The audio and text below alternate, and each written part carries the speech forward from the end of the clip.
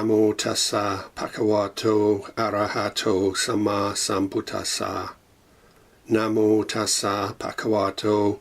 arahato samma sambuddhassa. Namo tassa bhagavato arahato samma sambuddhassa. Uttawachana, Revealing the Hidden Dhamma. Chapter 14. The Stations of Consciousness. Bhikkhus, there are these 5 kinds of seeds. What 5? Number 1, root seeds. Number 2, stem seeds. Number 3, joint seeds. Number 4, cutting seeds. And number 5, germ seeds as the 5th. If these 5 kinds of seeds are unbroken,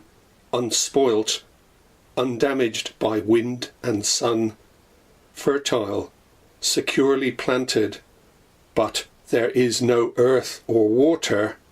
would these 5 kinds of seeds come to growth, increase and expansion? No, Venerable Sir. If these 5 kinds of seeds are unbroken, unspoilt, undamaged by wind and sun, fertile, securely planted, and there is earth and water, would these 5 kinds of seeds come to growth, increase and expansion? Yes, Venerable Sir. Bhikkhus, the 4 stations of consciousness should be seen as like the earth element. Delight and lust should be seen as like the water element. Consciousness, together with its nutriment, should be seen as like the 5 kinds of seeds. Consciousness, bhikkhus, while standing, might stand engaged with form, based upon form, established upon form. With a sprinkling of delight, it might come to growth, increase and expansion. Or consciousness, while standing, might stand engaged with feeling, engaged with perception, engaged with volitional formations, based upon volitional formations, established upon volitional formations. With a sprinkling of delight, it might come to growth, increase and expansion. Bhikkhus, though someone might say, apart from form, apart from feeling, apart from perception, apart from volitional formations, I will make known the coming and going of consciousness, its passing away and rebirth, its growth, increase and expansion. That is impossible. Bhikkhus, if a bhikkhu has abandoned lust for the form element, with the abandoning of lust, the basis is cut off. There is no support for the establishing of consciousness. If he has abandoned lust for the feeling element, for the perception element, for the volitional formations element, for the consciousness element, with the abandoning of lust, the basis is cut off. There is no support for the establishing of consciousness. When that consciousness is unestablished, not coming to growth, non-generative, it is liberated. By being liberated, it is steady. By being steady, it is content. By being content, he is not agitated. Being unagitated, he personally attains nibbana. He understands, destroyed is birth. The holy life has been lived.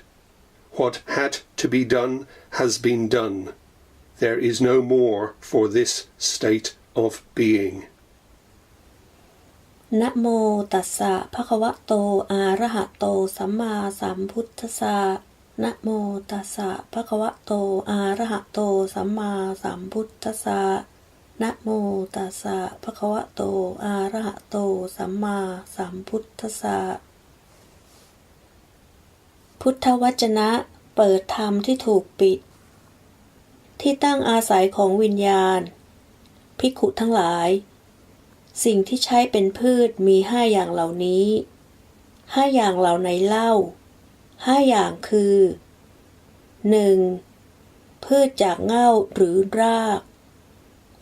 2. พืชจากต้น 3. พืชจากตาหรือผล 4. พืชจากยอด 5. พืชจากเมล็ด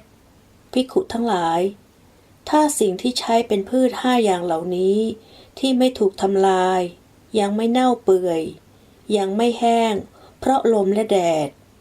ยังมีเชื้องอกบริบูรณ์อยู่และอันเจ้าของเก็บไว้ด้วยดีแต่ดินน้ำไม่มี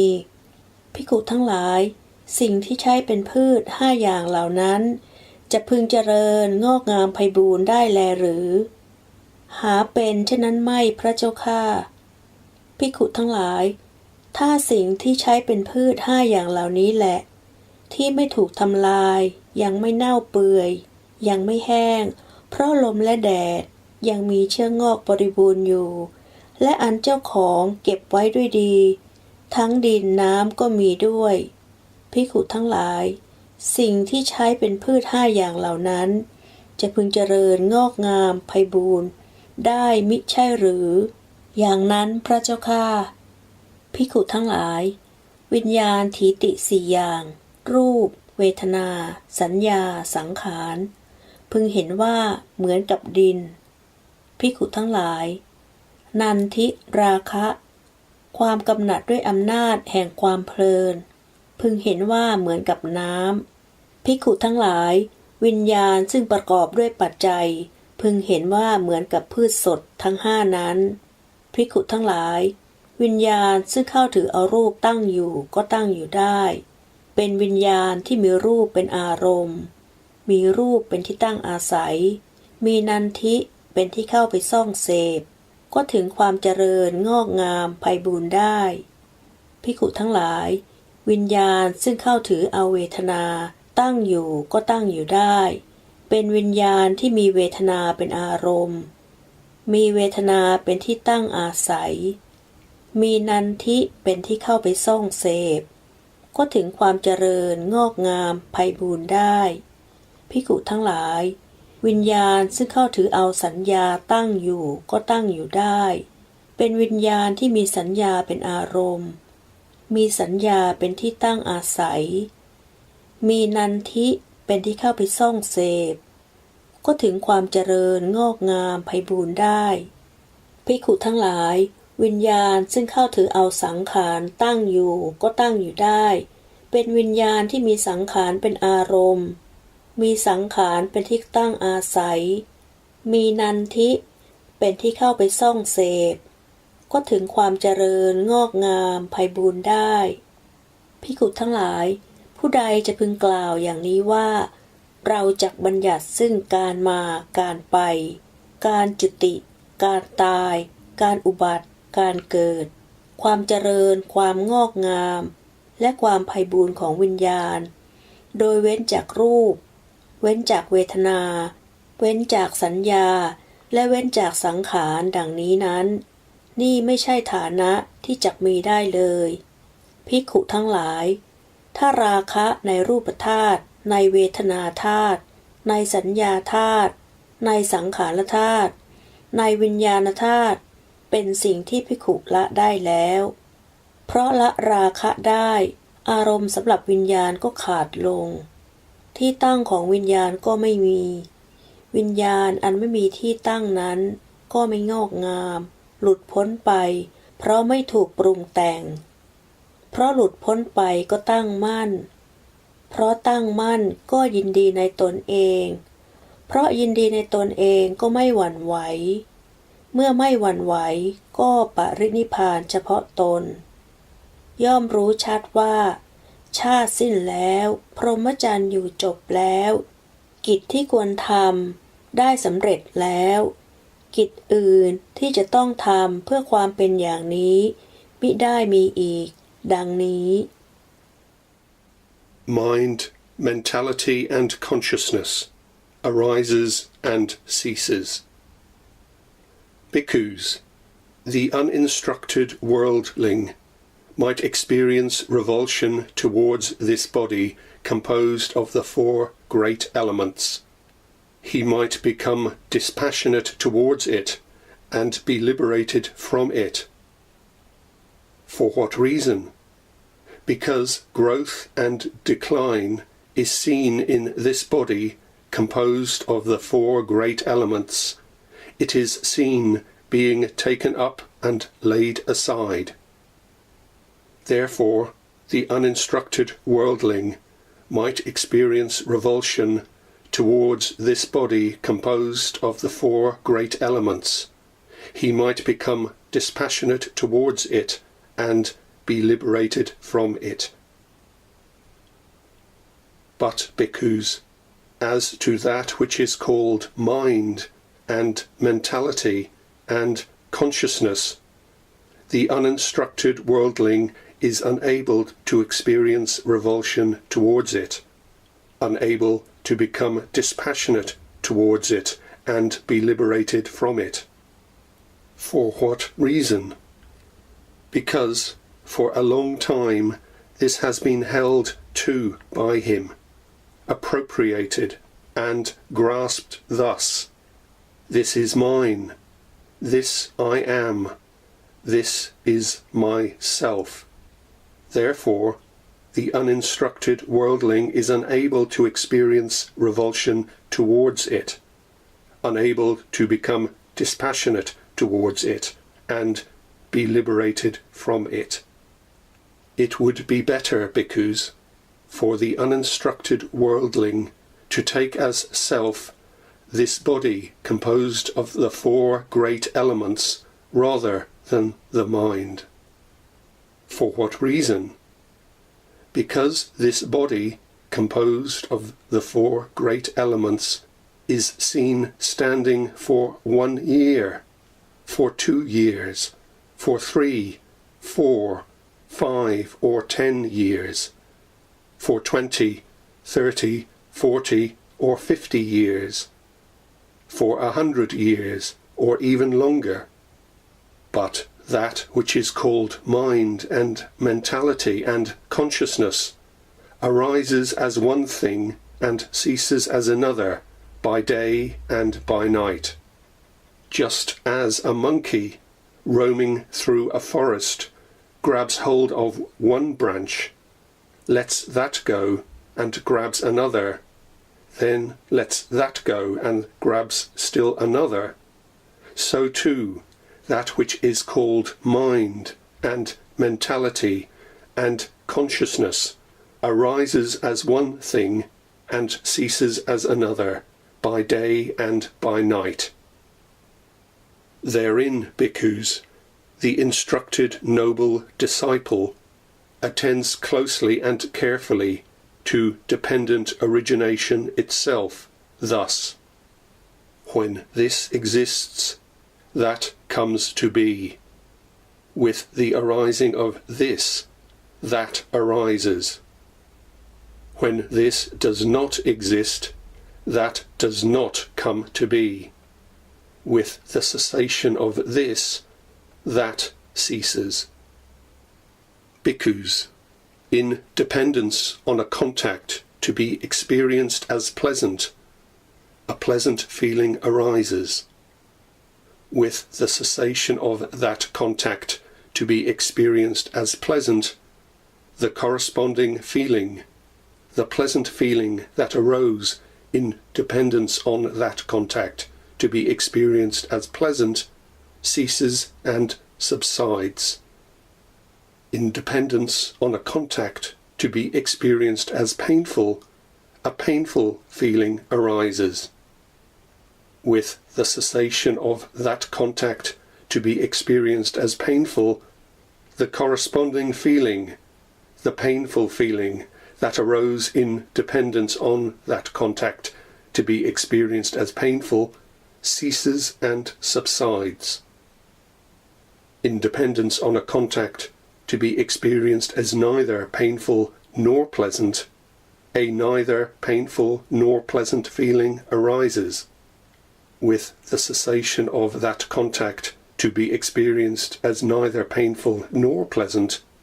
the corresponding feeling, the neither painful nor pleasant feeling that arose in dependence on that contact to be experienced as neither painful nor pleasant, ceases and subsides. Bhikkhus, just as heat is generated and fire is produced from the conjunction and friction of two fire sticks, but with the separation and laying aside of the sticks, the resultant heat ceases and subsides, so too, in dependence on a contact to be experienced as pleasant, a pleasant feeling arises. With the cessation of that contact to be experienced as pleasant, the corresponding feeling, the pleasant feeling that arose in dependence on that contact to be experienced as pleasant, ceases and subsides. In dependence on a contact to be experienced as painful, a painful feeling arises. With the cessation of that contact to be experienced as painful, the corresponding feeling, the painful feeling that arose in dependence on that contact to be experienced as painful, ceases and subsides. In dependence on a contact to be experienced as neither painful nor pleasant, a neither painful nor pleasant feeling arises. With the cessation of that contact to be experienced as neither painful nor pleasant, the corresponding feeling, the neither painful nor pleasant feeling that arose in dependence on that contact to be experienced as neither painful nor pleasant, ceases and subsides. Seeing thus, bhikkhus, the instructed noble disciple experiences revulsion towards contact, revulsion towards feeling, revulsion towards perception, revulsion towards volitional formations, revulsion towards consciousness. Experiencing revulsion, he becomes dispassionate. Through dispassion, his mind is liberated. When it is liberated, there comes the knowledge it's liberated. He understands, destroyed is birth. The holy life has been lived. What had to be done has been done. There is no more for this state of being. จิตมโนวิญญาณเกิดดับภิกขุทั้งหลายปุถุชนผู้มิได้สดับจะพึงเบื่อหน่ายได้บ้างพึงคลายกำหนัดได้บ้างพึงปล่อยวางได้บ้างในกายอันเป็นที่ประชุมแห่งมหาพูดทั้งสี่นี้ข้อนั้นเพราะเหตุใดเล่าภิกขุทั้งหลายข้อนั้นเพราะเหตุว่าการก่อขึ้นก็ดีการสลายลงก็ดีการถูกยึดครองก็ดีการทอดทิ้งซากไว้ก็ดีแห่งกายอันเป็นที่ประชุมแห่งมหาพูดทั้งสี่นี้ย่อมปรากฏอยู่เพราะเหตุนั้นปุถุชนผู้มิได้สดับแล้วจึงเบื่อหน่ายได้บ้างจึงคลายกำหนัดได้บ้างจึงปล่อยวางได้บ้างในกายนั้นภิกขุทั้งหลายส่วนสิ่งที่เรียกกันว่าจิตบ้างว่ามโนบ้างว่าวิญญาณบ้างปุถุชนผู้ไม่ได้สดับไม่อาจจะเบื่อหน่ายไม่อาจจะคลายกำหนัดไม่อาจจะปล่อยวางซึ่งสิ่งนั้นข้อนั้นเพราะเหตุไรเล่าภิกขุทั้งหลายข้อนั้นเพราะเหตุว่า สิ่งที่เรียกกันว่าจิตบ้างว่ามโนบ้างว่าวิญญาณบ้างเป็นสิ่งที่ปุถุชนผู้มิได้สดับได้ถึงทับแล้วด้วยตัณหาได้ยึดถือแล้วด้วยทิฏฐิโดยความเป็นตัวตนมาตลอดกาลช้านานว่านั่นของเรานั่นเป็นเรานั่นเป็นตัวตนของเราดังนี้เพราะเหตุนั้นปุถุชนผู้มิได้สดับจึงไม่อาจจะเบื่อหน่าย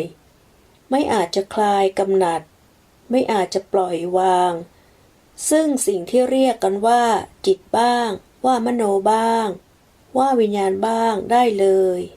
ภิกขุทั้งหลายปุถุชนผู้มิได้สดับจะพึงเข้าไปยึดถือเอากายอันเป็นที่ประชุมแห่งมหาพูดทั้งสี่นี้โดยความเป็นตัวตนยังดีกว่าแต่จะเข้าไปยึดถือเอาจิตโดยความเป็นตัวตนไม่ดีเลยข้อนั้นเพราะเหตุไรเล่าภิกขุทั้งหลายข้อนั้นเพราะเหตุว่ากายอันเป็นที่ประชุมแห่งมหาพูดทั้งสี่นี้ดำรงอยู่ปีหนึ่งบ้าง2 ปีบ้าง3 ปีบ้าง4 ปีบ้าง5 ปีบ้าง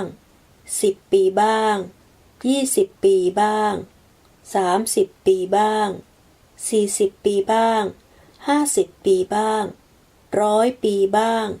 เกินกว่า100 ปีบ้างปรากฏอยู่ภิกขุทั้งหลายส่วนสิ่งที่เรียกกันว่าจิตบ้างว่ามโนบ้างว่าวิญญาณบ้างนั้นดวงหนึ่งเกิดขึ้นดวงหนึ่งดับไปตลอดวันตลอดคืนภิกขุทั้งหลาย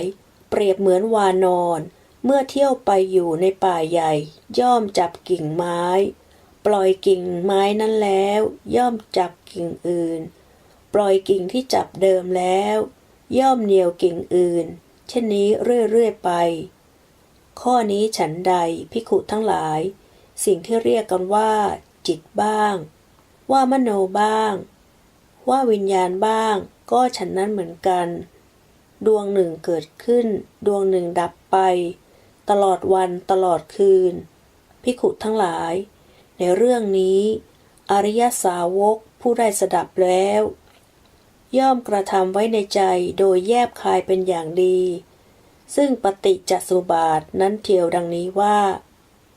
เพราะสิ่งนี้มีสิ่งนี้จึงมีเพราะความเกิดขึ้นแห่งสิ่งนี้สิ่งนี้จึงเกิดขึ้นเพราะสิ่งนี้ไม่มีสิ่งนี้จึงไม่มีเพราะความดับไปแห่งสิ่งนี้สิ่งนี้จึงดับไปภิกขุทั้งหลายเพราะอาศัยผัสสะอันเป็นที่ตั้งแห่งสุขเวทนาจึงเกิดสุขเวทนาขึ้นเพราะความดับแห่งผัสสะอันเป็นที่ตั้งแห่งสุขเวทนานั่นแหละเวทนาใดที่เกิดเพราะผัสสะนั้นสุขเวทนาที่เกิดขึ้นเพราะอาศัยผัสสะอันเป็นที่ตั้งแห่งสุขเวทนาเวทนานั้นย่อมดับย่อมสงบไปภิกขุทั้งหลายเพราะอาศัยผัสสะอันเป็นที่ตั้งแห่งทุกขเวทนาจึงเกิดทุกขเวทนาขึ้นเพราะความดับแห่งผัสสะอันเป็นที่ตั้งแห่งทุกขเวทนานั่นแหละเวทนาใดที่เกิดเพราะผัสสะนั้นทุกขเวทนาที่เกิดขึ้นเพราะอาศัยผัสสะอันเป็นที่ตั้งแห่งทุกขเวทนาเวทนานั้นย่อมดับย่อมสงบไปภิกขุทั้งหลายเพราะอาศัยผัสสะอันเป็นที่ตั้งแห่งอทุกขมสุขเวทนาจึงเกิดอทุกขมสุขเวทนาขึ้นเพราะความดับแห่งผัสสะอันเป็นที่ตั้งแห่งอทุกขมสุขเวทนานั่นแหละเวทนาใดที่เกิดเพราะผัสสะนั้นอทุกขมสุขเวทนาที่เกิดขึ้นเพราะอาศัยผัสสะอันเป็นที่ตั้งแห่งอทุกขมสุขเวทนาเวทนานั้นย่อมดับย่อมสงบไปภิกขุทั้งหลายเปรียบเหมือนเพราะไม้สองอันเสียดสีกันไปมาไออุ่นย่อมเกิดความร้อนย่อมบังเกิดโดยยิ่งเพราะแยกไม้ทั้งสองอันนั้นแหละออกจากกันเสียไออุ่นใดที่เกิดเพราะการเสียดสี ระหว่างไม้สองอันนั้นไออุ่นนั้นย่อมดับย่อมสงบไปข้อนี้ฉันใดภิกขุทั้งหลายข้อนี้ก็ฉันนั้นเพราะอาศัยผัสสะอันเป็นที่ตั้งแห่งสุขเวทนาจึงเกิดสุขเวทนาขึ้นเพราะความดับแห่งผัสสะอันเป็นที่ตั้งแห่งสุขเวทนานั่นแหละเวทนาใดที่เกิดเพราะผัสสะนั้น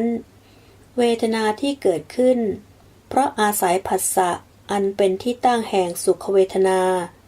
เวทนานั้นย่อมดับย่อมสงบไปภิกขุทั้งหลาย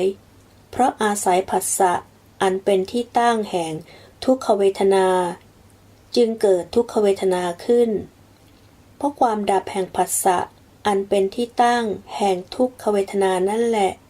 เวทนาใดที่เกิดเพราะผัสสะนั้นทุกขเวทนาที่เกิดขึ้นเพราะอาศัยผัสสะอันเป็นที่ตั้งแห่งทุกขเวทนาเวทนานั้นย่อมดับย่อมสงบไปภิกขุทั้งหลายเพราะอาศัยผัสสะอันเป็นที่ตั้งแห่งอทุกขมสุขเวทนาจึงเกิดอทุกขมสุขเวทนาขึ้นเพราะความดับแห่งผัสสะอันเป็นที่ตั้งแห่งอทุกขมสุขเวทนานั่นแหละเวทนาใดที่เกิดเพราะผัสสะนั้นอทุกขมสุขเวทนาที่เกิดขึ้นเพราะอาศัยผัสสะอันเป็นที่ตั้งแห่งอทุกขมสุขเวทนาเวทนานั้นย่อมดับย่อมสงบไปภิกขุทั้งหลายอริยสาวกผู้ได้สดับแล้วเห็นอยู่อย่างนี้ย่อมเบื่อหน่ายแม้ในผัสสะย่อมเบื่อหน่ายแม้ในเวทนาย่อมเบื่อหน่ายแม้ในสัญญาย่อมเบื่อหน่ายแม้ในสังขารทั้งหลายย่อมเบื่อหน่ายแม้ในวิญญาณเมื่อเบื่อหน่ายย่อมคลายกำหนัดเพราะคลายความกำหนัดย่อมหลุดพ้นเมื่อหลุดพ้นแล้วย่อมมีญาณอย่างรู้ว่าหลุดพ้นแล้วอริยสาวกนั้นย่อมรู้ชัดว่าชาติสิ้นแล้วพรหมจรรย์อันอยู่จบแล้วกิจที่ควรทำได้ทำเสร็จแล้วกิจอื่นเพื่อความเป็นอย่างนี้มิได้มีอีกดังนี้ Consciousness is dependently arisen. It does not wander through the round of rebirths. On one occasion, the Blessed One was living at Savatthi in Jita's grove. Now, on that occasion, a pernicious view had arisen in a bhikkhu named Sati, son of a fisherman. Understanding the Dhamma taught by the Blessed One, it is the same consciousness that runs and wanders through the round of rebirths, not another. Several bhikkhus, having heard about this, went to the bhikkhu Sati and detached him from that pernicious view. But the bhikkhu Sati still obstinately adhered to that pernicious view and continued to insist upon it. Since those bhikkhus desired to reported this matter to the Blessed One, then the Blessed One called the bhikkhu Sati, son of a fisherman, and asked him, Sati, is it true that the following pernicious view has arisen in you? As I understand the Dhamma taught by the Blessed One, it is this same consciousness that runs and wanders through the round of rebirths, not another. Exactly so, Venerable Sir. As I understand the Dhamma taught by the Blessed One, it is this same consciousness that runs and wanders through the round of rebirths, not another. What is that consciousness, Sati? Venerable Sir, it is that which speaks and feels and experiences here and there the result of good and bad actions. Misguided man, to whom have you ever known me to teach the Dhamma in that way? Misguided man, have I not stated in many ways consciousness to be dependently arisen, since without a condition there is no origination of consciousness? But you, misguided man, have misrepresented us by your wrong grasp and injured yourself and stored up much demerit. For this will lead to your harm and suffering for a long time. Then the Blessed One addressed the bhikkhus thus: Bhikkhus, what do you think? Has this bhikkhu Sati, son of a fisherman, kindled even a spark of wisdom in this Dharma and discipline? How could he, Venerable Sir? No, Venerable Sir. When this was said, the bhikkhu Sati, son of a fisherman, sat silent, dismayed, with shoulders drooping and head down, glum and without response. Then, knowing this, the Blessed One told him, Misguided man, you will be recognized by your own pernicious view. I shall question the bhikkhus on this matter. Bhikkhus, do you understand the Dhamma taught by me as this bhikkhu Sati, son of a fisherman, does when he misrepresents us by his wrong grasp and injures himself and stores up much demerit? No, Venerable Sir. For in many discourses the Blessed One has stated consciousness to be dependently arisen, since without a condition there is no origination of consciousness. Good bhikkhus, it is good that you understand the Dhamma taught by me thus. For in many ways I have stated consciousness to be dependently arisen, since without a condition there is no origination of consciousness. But this bhikkhu Sati, son of a fisherman, misrepresents us by his wrong grasp and injures himself and stores up much demerit. For this will lead to the harm and suffering of this misguided man for a long time. Bhikkhus, consciousness is reckoned by the particular condition dependent upon which it arises. When consciousness arises dependent on the eye and forms, it is reckoned as eye consciousness. When consciousness arises dependent on the ear and sounds, it is reckoned as ear consciousness. When consciousness arises dependent on the nose and odours, it is reckoned as nose consciousness. When consciousness arises dependent on the tongue and flavours, it is reckoned as tongue consciousness. When consciousness arises dependent on the body and tangibles, it is reckoned as body consciousness. When consciousness arises dependent on the mind and mind objects, it is reckoned as mind consciousness. Just as fire is reckoned by the particular condition dependent on which it burns, when fire burns dependent on logs, it is reckoned as a log fire. When fire burns dependent on faggots, it is reckoned as a faggot fire. When fire burns dependent on grass, it is reckoned as a grass fire. When fire burns dependent on cow dung, it is reckoned as a cow dung fire.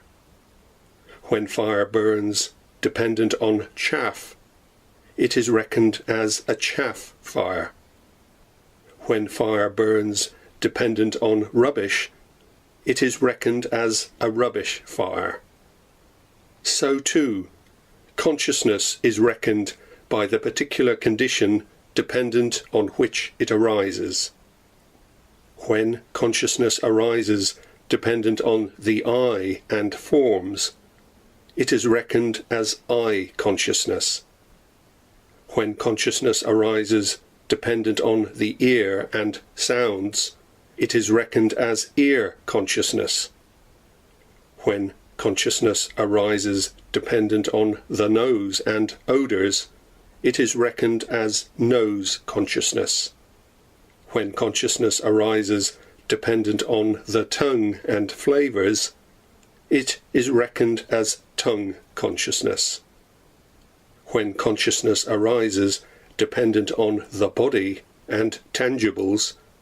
it is reckoned as body consciousness. When consciousness arises dependent on the mind and mind objects, it is reckoned as mind consciousness. วิญญาณไม่ใช่สิ่งที่ท่องเที่ยวแต่ต้องอาศัยปัจจัยจึงเกิดขึ้นได้สมัยหนึ่งพระผู้มีพระภาคประทับอยู่ที่พระวิหารเชตวันเขตพระนครสาวัตถีสมัยนั้นภิกขุชื่อสาติผู้เกวัตตบุตรมีทิฏฐิอันเป็นบาปเกิดขึ้นว่าเราย่อมรู้ทั่วถึงธรรมตามที่พระผู้มีพระภาคทรงแสดงแล้วว่า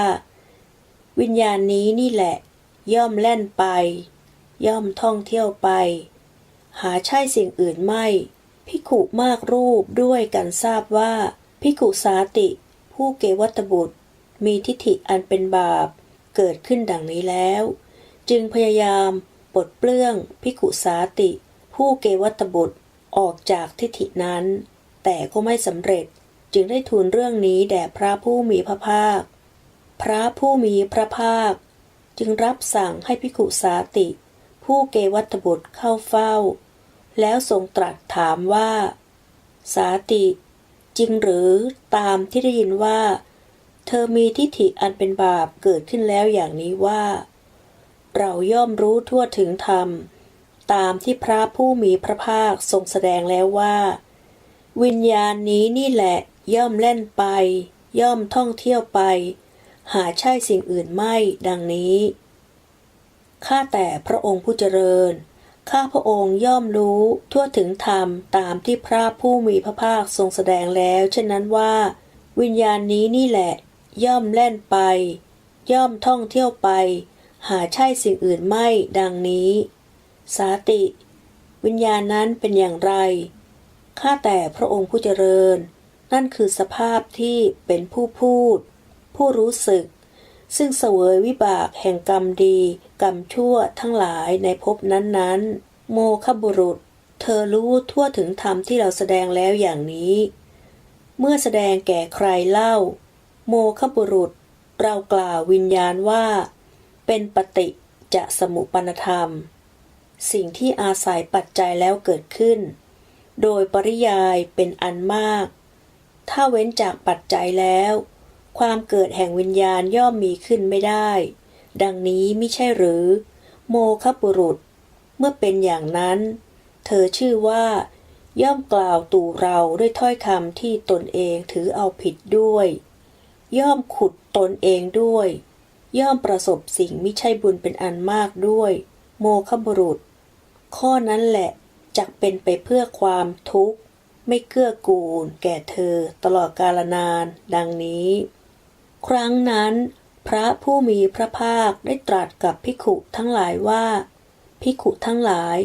พวกเธอจะสำคัญความข้อนี้ว่าอย่างไรภิกขุสาติเกวัตตบุตรนี้ยังจะเป็นผู้ถึงความเจริญในกรณีนี้ได้บ้างไหมจะเป็นได้อย่างไรพระเจ้าข้าหาไม่ได้เลยพระเจ้าข้าเมื่อภิกขุทั้งหลายทูลอย่างนี้แล้วภิกขุสาติผู้เกวัตตบุตรก็เงียบเสียงเก้อเขินคอตกก้มหน้าซบเซาไม่มีปฏิภาณนิ่งอยู่ พระผู้มีพระภาคทอดพระเนตรเห็นดังนั้นแล้วได้ตรัสว่าโมฆบุรุษเธอจะปรากฏด้วยทิฏฐิอันเป็นบาปนั้นของตนเองแลเราจะสอบถามภิกขุทั้งหลายในที่นี้ภิกขุทั้งหลายพวกเธอย่อมรู้ทั่วถึงธรรมที่เราแสดงแล้วเหมือนสาติภิกขุย่อมกล่าวตู่เราด้วยถ้อยคำที่ตนเองถือเอาผิดด้วยย่อมขุดตนเองด้วยย่อมประสบสิ่งมิใช่บุญเป็นอันมากด้วยดังนี้หรือข้อนี้ไม่มีเลยพระพุทธเจ้าข้าเพราะวิญญาณอาศัยปัจจัยแล้วจึงเกิดขึ้นพระผู้มีพระภาคตรัสแล้วแก่พวกข้าพระองค์โดยปริยายเป็นอันมากถ้าเว้นจากปัจจัยแล้วความเกิดแห่งวิญญาณย่อมมีขึ้นไม่ได้สาธุสาธุภิกขุทั้งหลายพวกเธอรู้ทั่วถึงธรรมที่เราแสดงอย่างนี้ถูกแล้วภิกขุทั้งหลายวิญญาณอาศัยปัจจัยแล้วจึงเกิดขึ้นเราได้กล่าวไว้แล้วโดยปริยายเป็นอันมากถ้าเว้นจากปัจจัยแล้วความเกิดแห่งวิญญาณย่อมมีขึ้นไม่ได้แต่สาติภิกขุผู้เกวัตบุตรนี้กล่าวตู่เราด้วยถ้อยคำที่ตนเองถือเอาผิดด้วยย่อมขุดตนเองด้วยย่อมประสบสิ่งมิใช่บุญเป็นอันมากด้วยความเห็นนั้นของโมฆบุรุษนั้นจักเป็นไปเพื่อความทุกข์ไม่เกื้อกูลแก่เขาตลอดกาลนานภิกขุทั้งหลายวิญญาณอาศัยปัจจัยใดๆเกิดขึ้นก็ถึงความนับว่าวิญญาณตามปัจจัยนั้นๆวิญญาณอาศัยตาและรูปทั้งหลายเกิดขึ้นก็ถึงความนับว่าจักขุวิญญาณวิญญาณอาศัยหูและเสียงทั้งหลายเกิดขึ้นก็ถึงความนับว่าโสตวิญญาณวิญญาณอาศัยจมูกและกลิ่นทั้งหลายเกิดขึ้นก็ถึงความนับว่าฆานวิญญาณวิญญาณอาศัยลิ้นและรสทั้งหลายเกิดขึ้นก็ถึงความนับว่าชิวหาวิญญาณวิญญาณอาศัยกายและโผฏฐัพพะทั้งหลายเกิดขึ้นก็ถึงความนับว่ากายวิญญาณวิญญาณอาศัยใจและธรรมทั้งหลายเกิดขึ้นก็ถึงความนับว่ามโนวิญญาณภิกขุทั้งหลายเปรียบเหมือนไฟที่อาศัยเชื้อใดๆติดขึ้นก็ถึงความนับว่าไฟตามเชื้อนั้นๆไฟที่อาศัยไม้ติดขึ้นก็ถึงความนับว่าไฟไม้ไฟที่อาศัยป่าติดขึ้นก็ถึงความนับว่าไฟป่าไฟที่อาศัยหญ้าติดขึ้นก็ถึงความนับว่าไฟหญ้าไฟที่อาศัยโคไมติดขึ้นก็ถึงความนับว่าไฟโคไมไฟที่อาศัยแกลบติดขึ้นก็ถึงความนับว่าไฟแกลบไฟที่อาศัยหยากเยื่อติดขึ้นก็ถึงความนับว่าไฟหยากเยื่อฉันใดภิกขุทั้งหลายฉันนั้นก็เหมือนกันวิญญาณอาศัยปัจจัยใดๆเกิดขึ้นก็ถึงความนับว่าวิญญาณตามปัจจัยนั้นๆวิญญาณอาศัยตาและรูปทั้งหลายเกิดขึ้นก็ถึงความนับว่าจักขุวิญญาณวิญญาณอาศัยหูและเสียงทั้งหลายเกิดขึ้นก็ถึงความนับว่าโสตวิญญาณวิญญาณอาศัยจมูกและกลิ่นทั้งหลายเกิดขึ้นก็ถึงความนับว่าฆานวิญญาณวิญญาณอาศัยลิ้นและรสทั้งหลายเกิดขึ้นก็ถึงความนับว่าชิวหาวิญญาณวิญญาณอาศัยกายและโผฏฐัพพะทั้งหลายเกิดขึ้นก็ถึงความนับว่ากายวิญญาณวิญญาณอาศัยใจและธรรมทั้งหลายเกิดขึ้นก็ถึงความนับว่ามโนวิญญาณดังนี้แล